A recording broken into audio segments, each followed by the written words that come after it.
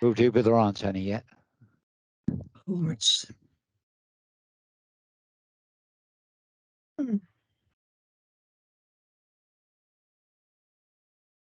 Right, good morning, everybody. Welcome to the Executive Advisory meeting.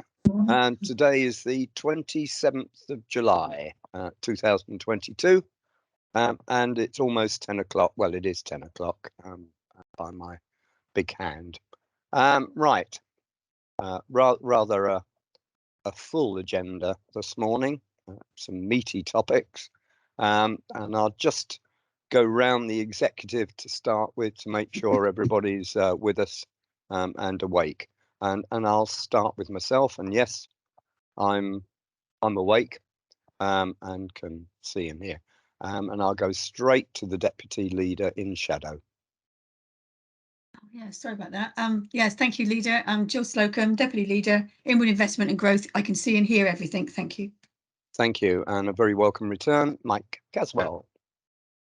Good morning, everybody. Good to be back. I can clearly hear and see everybody. Thank you. Thank you. Lance Dudridge. Good morning, everybody. I'm here, awake, and I can see and hear everybody very clearly. Thank you. Brilliant. Councillor Gilling, Andrew. Morning, everybody. Councillor Andrew Gilling, portfolio holder for housing. I can hear and see everybody. Thank you. Thank you very much. Councillor Mark Healy. Hey, good morning, everybody. I'm awake as well, you'll be happy to know, and I can clearly see and hear everything. Thank you. Good. And last but by no means least, from the Executive, Councillor Janet Keane. Good morning, everyone. Councillor Janet Keane, portfolio holder for communities, wellbeing and climate change. I confirm I can see and hear everybody very clearly. Thank you. Right, thank you. We'll just nip round some of the big people here today, and we'll start with Mr. Bamsey. Thank you very much. Good morning, members. Doug Bamsey, Deputy Chief Executive. I can see and hear. Thank you. Mrs. Wellman. Good morning, Melanie Wellman, Monitoring Officer. I can confirm I can see and hear everything. Thank you. Mrs. Monteith. Alison Monteith, Deputy Section 151. I can see and hear. Thanks. Thank you. We've got Tanya. Either here.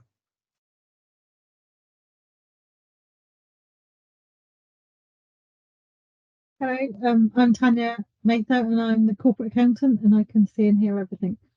Brilliant. Janet Pascoe. Hi, Janet Pascoe, accountant. Yes, I can see and hear everything. Thank you. Brilliant, Janet. Sarah Haste. Hi, Sarah Haste, accountant. I can confirm I can see and hear everything. And again, last but by no means least, the Chief Executive.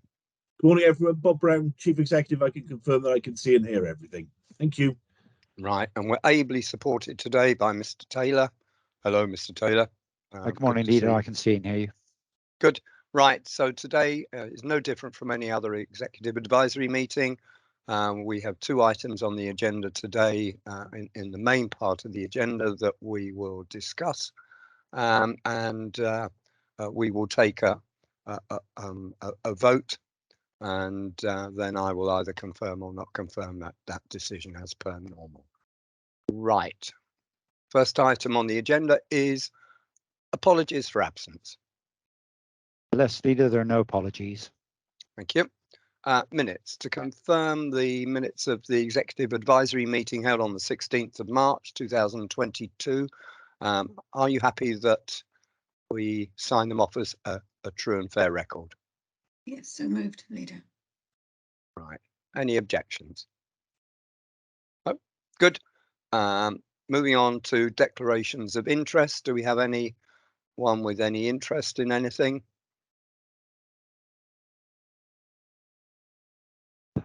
No. Okay, good. Urgent business. I'm not aware of anything. No, thank you. Public speaking time. I don't believe that we have any members of the public registered to speak, but as is normal custom, I will allow any member of council who is present at this meeting to speak on any item should they wish to do so.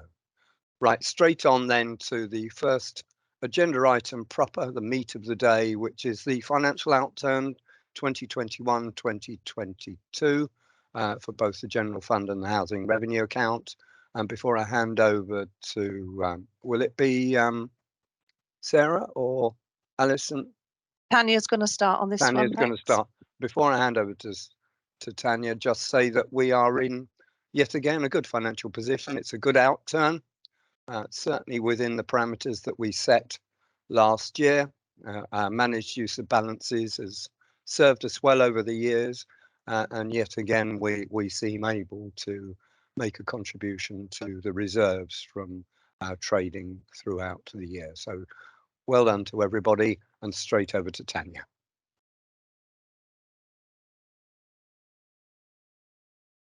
Yeah, the camera didn't want to turn on. So, we're here to present the 21-22 outturn for the general fund and the HRA. So once I've gone over the general fund, I'll hand over to Janet to do the HRA. Obviously, the year end for 21-22 was the 31st of March 2022, and we have to the statutory deadline for publishing the accounts was moved in the previous year because of COVID, and it's been moved again this year. So we have to publish accounts by the 31st of March, which we did earlier this week. So we've met the deadline for that. As you July, can see, you meant, Tanya. what did I say? You said March. Oh, sorry, July. So just don't want to confuse people. Sorry, we published we had a deadline, statutory deadline of 31st of July. Sorry, we published the accounts, which we have met, and we did earlier this week. The 2021 accounts are still not signed off by the auditors, in the main due to queries on valuations, but hopefully they're going to be, fingers crossed, they're going to be signed off on Monday, Audit and Standards Committee. Hopefully, fingers crossed. So the outturn for 21-22, we're in a good position. We have had an underspend, so we budgeted to take £985,000 from balances for 21-22, and what's actually happened is we've put 385,000 into balances because we've had underspends. That's a £1.37 million underspend, but we have got carry forward requests which are on a later report in the next report of 638,000 in revenue.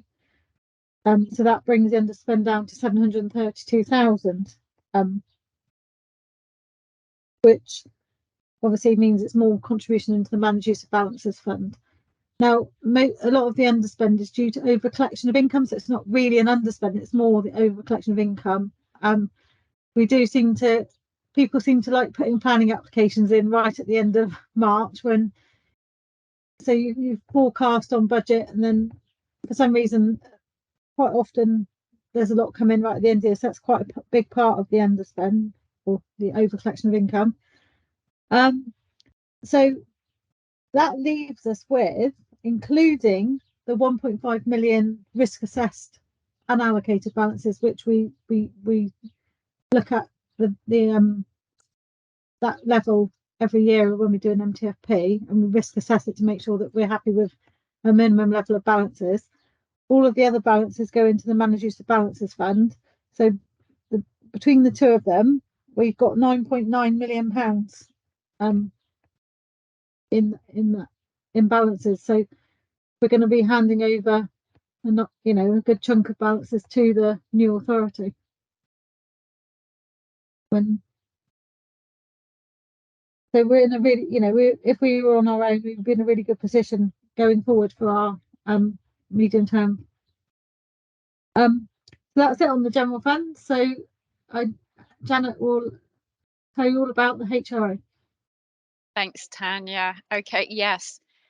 So for the housing revenue account, we were budgeting balances a little over 9 million for the year, and the actual outturn was very, very close. The variance against the budgeted outturn was only about £126,000, which isn't really material on the housing revenue account. The reason why we had a very small underspend in the year was mainly because there's a couple of revenue carry forwards, which are going to be in Sarah's report that's coming up next. So there was a revenue carry forward request for the stock development. Clearly, that's due to slippage on that, and also later on in last year we had a supplementary estimate for works for fire risk assessments on our properties in the retained HRA, such as shops and so on. So there's a request for around £30,000 for that, really, because there was supply chain issues and so on. There are some capital carry forwards, however, they won't impact on the balances of the housing revenue account. So whilst balances appear really high at like just over £9 million, as ever for the housing revenue account, we need to be mindful of the 30-year business plan, really.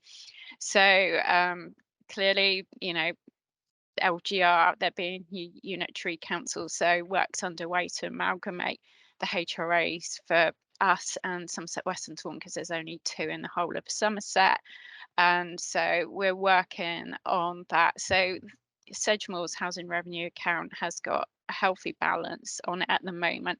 However, we are going back to the business plan. There are some major considerations going forward, such as like how much will we be able to put rent up by.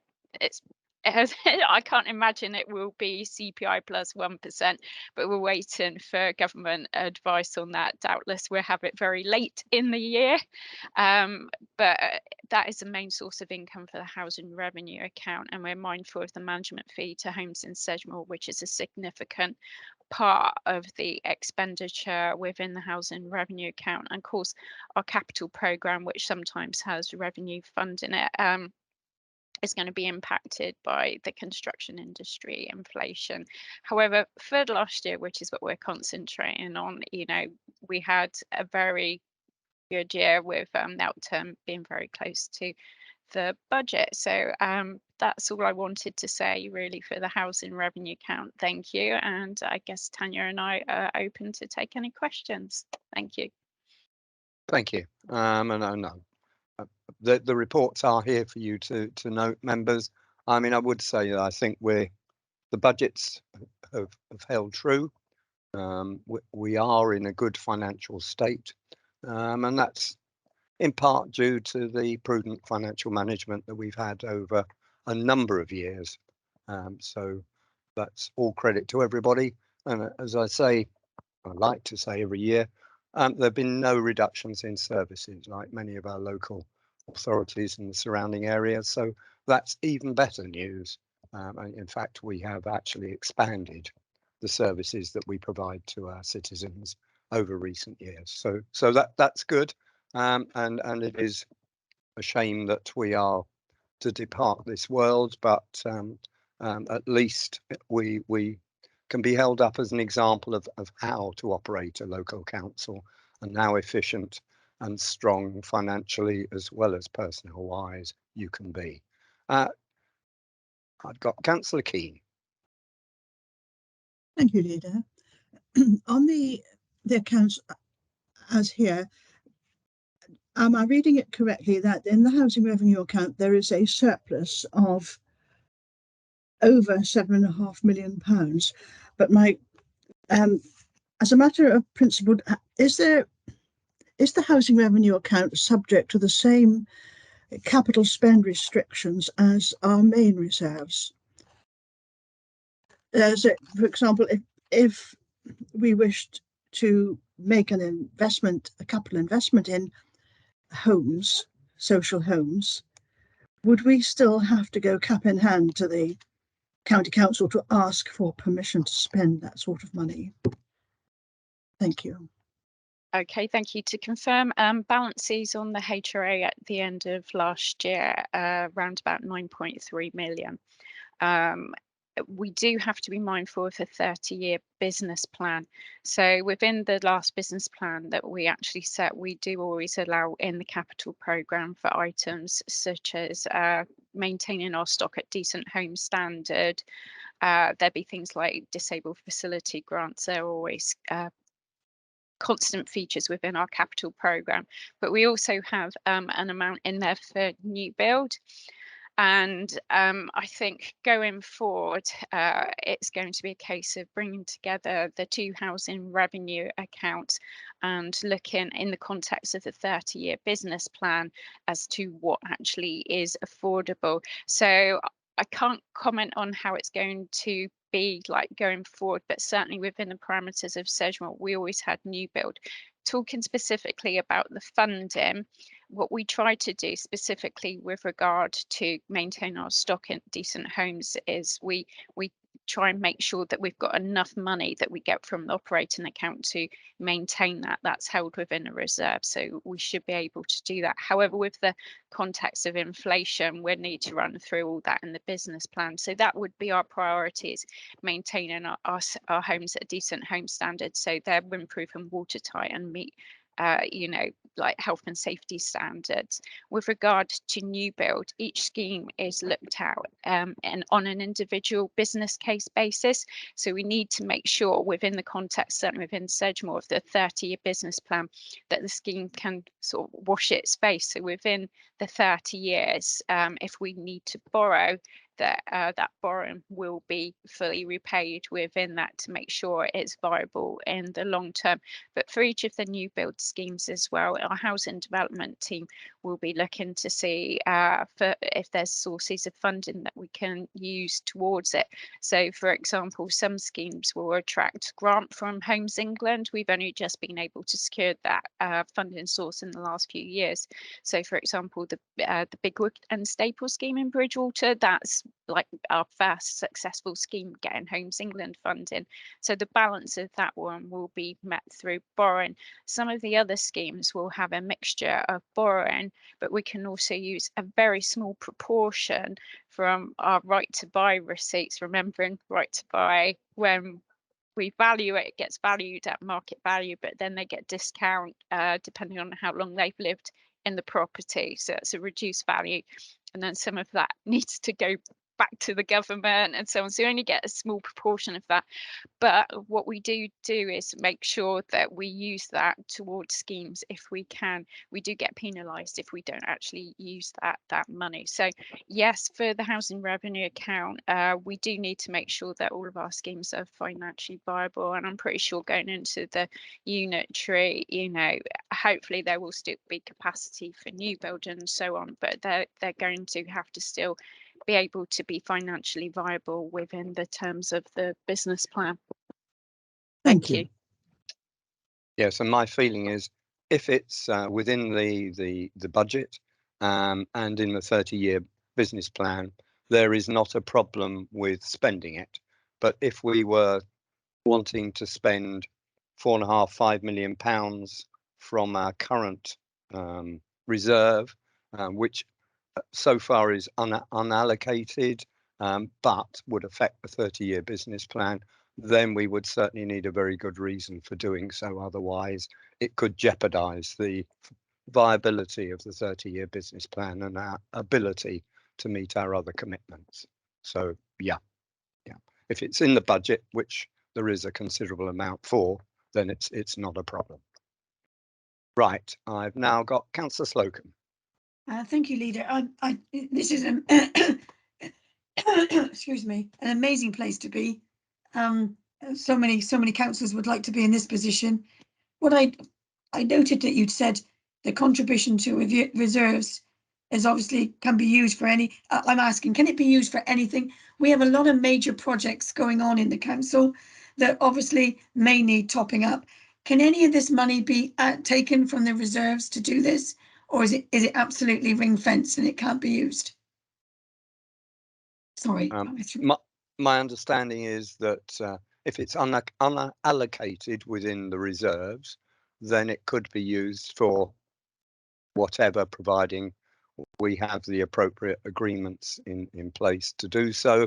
But there are a number of factors that come into play at the moment. Local government review is taking place. An awful lot of our staff are allocated to making sure that the amalgamation is as smooth as it possibly can be. So our ability to provide the physical resources to do anything outside of what we've already set in our budget is fairly limited. Well, in fact, it's not there at all. And in fact, I should think there is considerable pressure on many of our areas to deliver what we've already agreed. But you know, so but in theory, yes, it could be spent. Mr. Brown. Thanks, Doug. Just to reiterate that it's a capacity issue more than anything else. We do have very healthy reserves, but the only constraint on that is the Section 24 order that was put in place. We've obviously got consent for all the issues in the budget, and there's a fairly robust and healthy work program in the budget that's already signed off. That's got the Section 24 consents. If you want to spend over 100,000, then we need to go back to the county to do that, depending. But so that's our two constraints: Section 24 order constraint and capacity more than anything else. Councillor Slocum. Thank you. Thank you very much. Right. Councillor Gilling. Thank you, Duncan. Janet touched on a couple of points that I was hoping to have mentioned, but she beat me to it, fortunately. The enthusiasm we have across the district for new build, I think, is particularly important. And I was wondering whether our current happy relationship with Homes England is going to be maintained across the new authority, and that the good relationships that have been built up over the years, especially mentioning this particular project that Janet mentioned, is going to be maintained, and that we can continue that momentum of providing housing across the new authority, which Sedgemoor has enjoyed for a number of years now. We've got very good working relationships with them. I'd like to make sure we're absolutely certain that continues. Likewise, with another hobby horse of mine is drainage boards. What sort of contribution will the new authority be making to the special levy funds that Sedgemoor have historically been making? I have a meeting with the leader of the new authority next week, I believe it is, to try and thrash out some of the water management issues that we're presently being confronted by. And that's not a drought problem, it's a flooding issue that we need to be aware of. If there's, sorry for the 2 points in one question, I thought if I got them both off at once, then it's the new build that I'm quite keen on that we maintain, and the relationships that we maintain. Is there any comment on that point?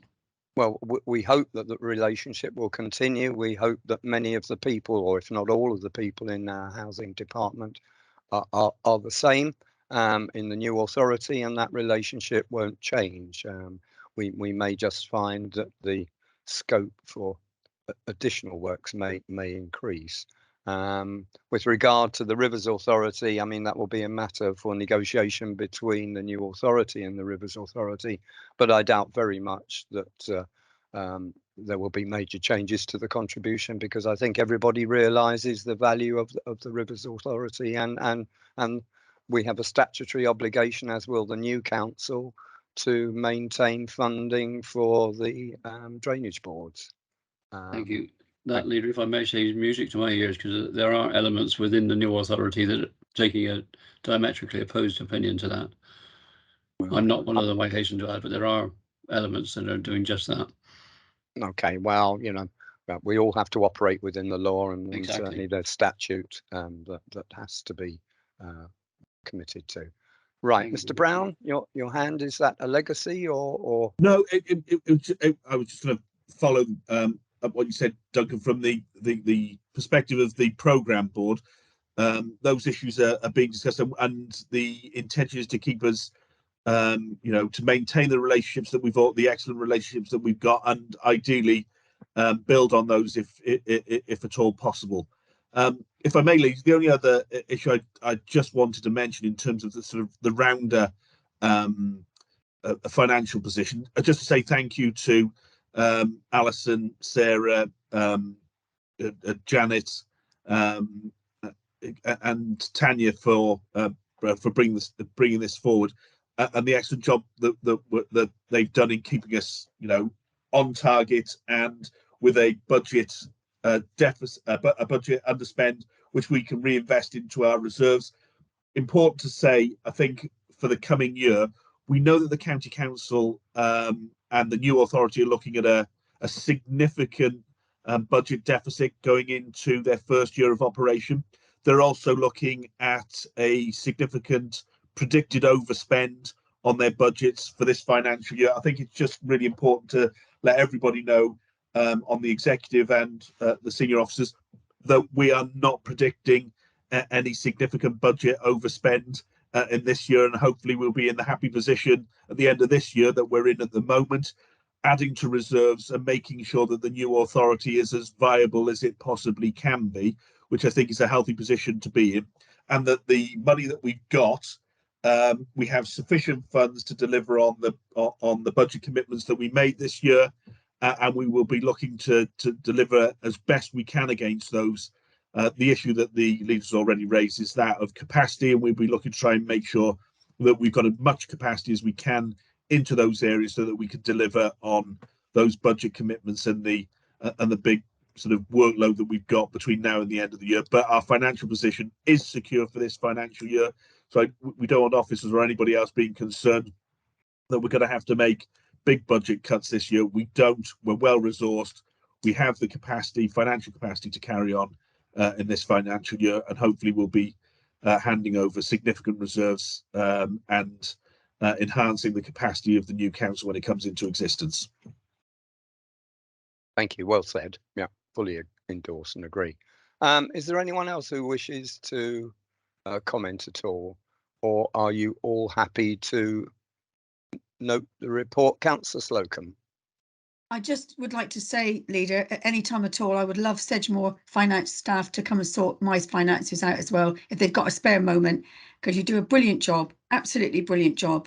And I'm very, very proud to be part of this council, especially every time, every day, but especially at the moment when we're leading into budget and the issues that the new unitary is going to go into.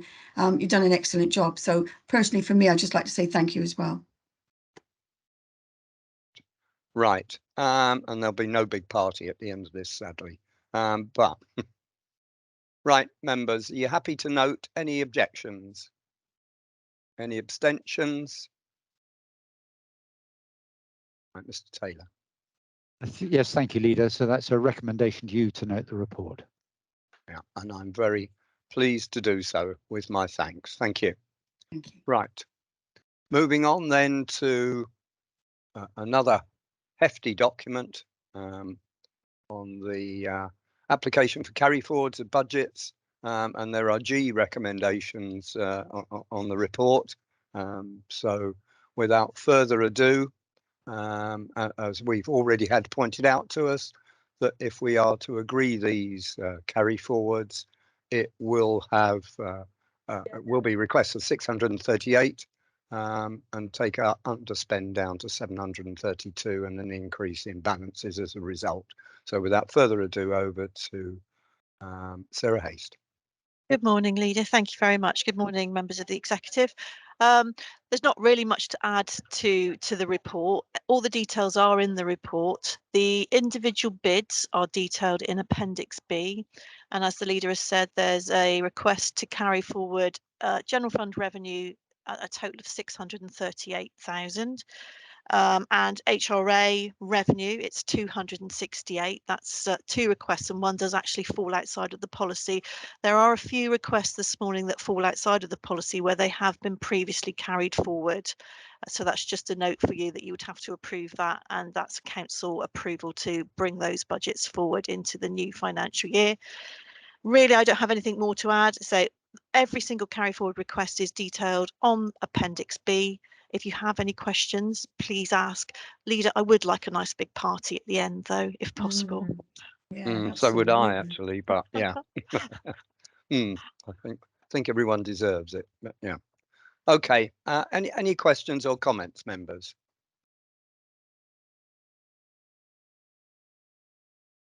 You'll note from the report that this report has been through management team, and their recommendations are attached in the appendices.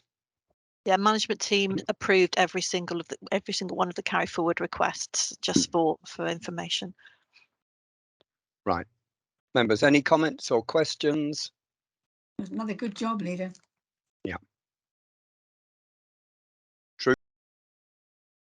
Right. In that case, then there are a number of recommendations at the top of the report, which I'm just scanning up to A, B, C, D, E, F, and G. Are members content with those? If so, are there any objections? Are there any abstentions? Okay, Mr. Taylor. Thank you, Leader. So that's unanimous. That's a recommendation to you, Leader, to note and approve A to D, and for you to recommend to Council E to G. Right, and I'm happy so to do and confirm. Thank you. Members, then, there appears to be no further business today, which allows you to get out into the sun, I think, today, and enjoy the rest of the day. Thank you very much for your attendance, and look forward to seeing you again soon. Thank you. I therefore declare the meeting closed. Thank you. Bye. Thank you. Bye. Thank you. Thank you very much.